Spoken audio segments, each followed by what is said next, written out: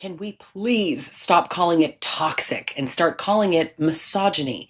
Every time I hear someone describe abuse as toxic, I flinch, I cringe. Not because it's completely wrong, but because it's lazy.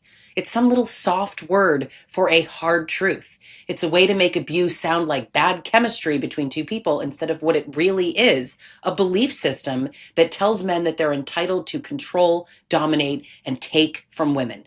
I'm Lisa Sonni. I'm a toxic and abusive relationship expert, author, and coach. And I've lived through this, I have studied it, and I have spent years helping thousands of women just get away from it. And I'm telling you, when we keep calling this toxic, we help it hide. Toxic is vague. It's Instagram safe. It's a way to avoid saying words that make people uncomfortable. And that's exactly the problem. If we say he's toxic, we can brush it off as like a personality clash or a bad match or someone who just needs to work on himself. But if we call it misogyny, there's no confusion because we're naming it for what it is, a worldview, a set of beliefs, and a system that benefits men at women's expense. I just watched a video of a man talking about how his colleague slept with an underage woman. You mean R-worded a child? Yeah, let's get the language right. Let's start calling things what they actually are. Misogyny isn't just some like open cartoon villain hatred of women. It's not limited to the guy who makes crude jokes online or tells you to get back in the kitchen. It's the men who say they love women while expecting them to carry all of the emotional weight. It's in the boyfriend who doesn't yell but still makes every decision without you. It's the husband who praises you to other people but privately ignores your needs. And here's why this matters, okay? Misogyny is at the core of abuse because it's what creates entitlement. And I've got lots of videos about how entitlement is the root cause of abuse. Abusers don't just lash out because they lose control. They abuse because they believe that they have the right to.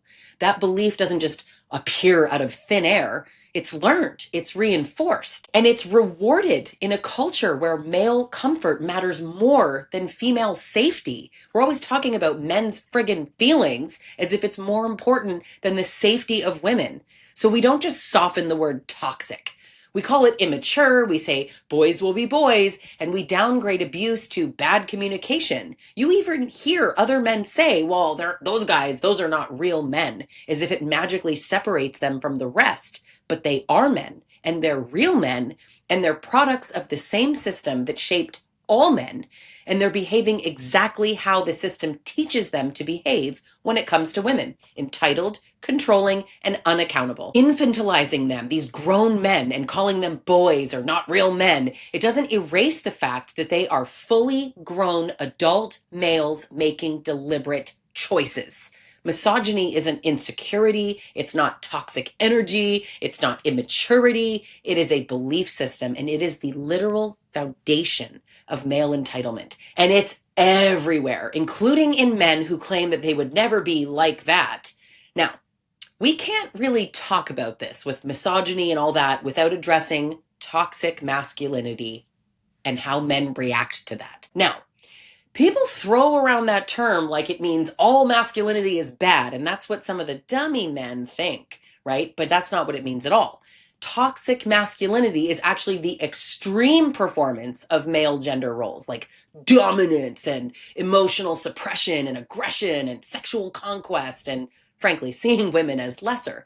It's a very rigid script, and actually it sucks for men. It sucks for men, women too, but it sucks for men. Can I make that more clear? It's not inevitable. It's not natural. It is taught. Now, here's the part that men pretend not to understand, but I believe they do. When they cry about like, well, what about toxic femininity? Toxic femininity exists, but it's actually not modern feminism like so many men seem to think. I would say, right? I don't think they actually think that. That's my opinion. No matter how badly they want it to be, modern feminism is toxic femininity. It's like they don't know that Google is free, because that's not what it means at all. Toxic masculinity is the extreme performance of male gender roles. Toxic femininity is the extreme performance of female gender roles. It's measuring your worth by how submissive, how self-sacrificing and pleasing you can be to men. It's tolerating harm to keep the peace. It's prioritizing his comfort over your safety. See the pattern? Toxic masculinity keeps men on top.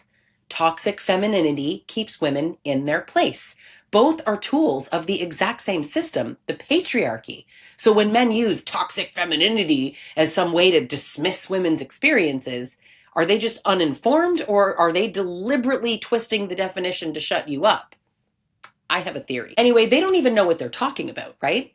Here's the irony.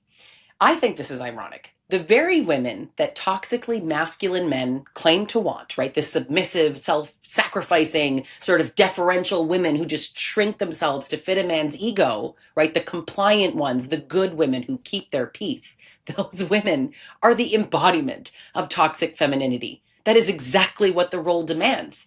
So when men just throw around toxic femininity as it's some kind of like feminist brainwashing, they are actually showing how little they understand. Because the truth is, they don't hate toxic femininity at all. They rely on it. They want it. They need women to keep performing it because it props up their own entitlement. They act like they're insulting women by using the term, but really, they're just describing the exact version of women that their misogyny prefers. That's the joke that they don't realize that they're making. They rail against toxic femininity, but it's the very thing that protects their power. Who they don't like are feminists who literally just want equality and equal opportunity and no more. But here's the point. Soft language like toxic, it keeps the conversation safe for men. It makes it about just like a few bad individuals, just a few bad apples, instead of a culture that trains men to feel entitled to women's time and bodies and labor. Now, misogyny doesn't always look violent. Sometimes it looks like nice, right? The guy who buys flowers, but he'll ignore your no. The man who says he supports your career, but if you work late, he's going to be all... The one who listens to your feelings, but he finds a way to just always make it about him, right? These are not quirks. These are patterns, and they come from the same root, a belief that women exist to meet men's needs. When I was in it, I didn't even see it as misogyny, right? I actually thought he was complicated. I thought we had bad communication. I thought that if I worked harder and loved him better, that we could get back to the good old days. And I used to say to myself, it's just toxic.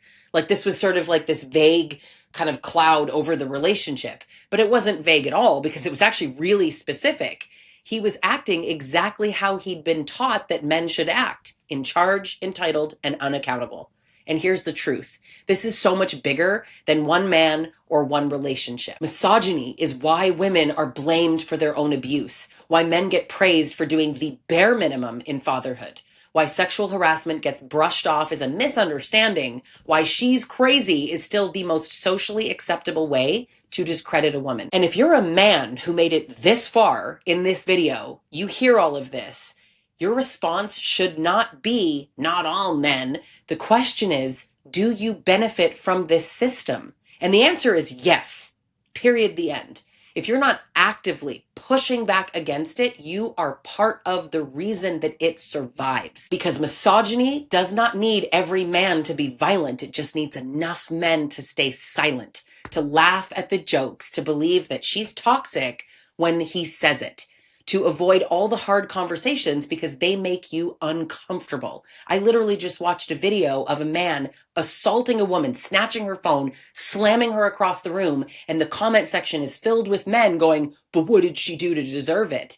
Like, are you kidding me? What on earth deserves being thrown across a room? Because my question is always, even if she cheated, which was not the context of that video, if he cheated, can she throw him across the room?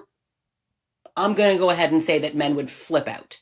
Understandably, because it's almost like nobody should be thrown across a room. And so this is why I push back so hard when people call abuse toxic. If we water down the language, we water down the urgency. We make it sound like something that just happens instead of something that is built, maintained, and rewarded by the world that we live in. And for women, the danger of calling it toxic is that it keeps you looking for someone less toxic instead of questioning the underlying beliefs that drive the abuse. The next guy might not yell, he might not cheat, he might even call himself a feminist. You have no idea how many clients I have whose husbands are feminists. But if he still believes that he's entitled to your compliance and forgiveness and all of your emotional labor, that is not progress. It's misogyny in like a nicer suit.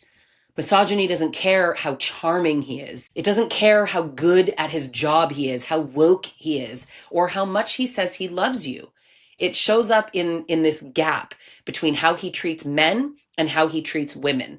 It shows up whether your boundaries are respected without negotiation. It shows up in whether he takes responsibility without you spoon feeding him the words. And if you think this is extreme, this is an extreme, radical feminist, remember, every abuser that you've ever heard about started out as somebody's nice guy.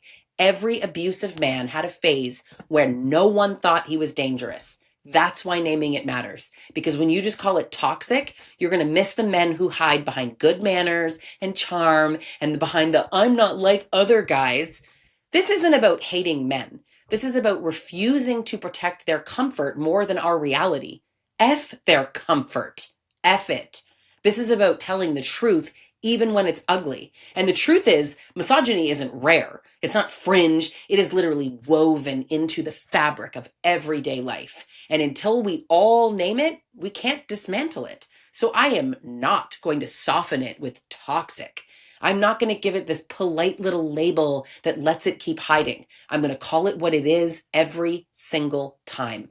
Misogyny, because that is how you stop mistaking it for something that you can fix and start seeing it for what it really is.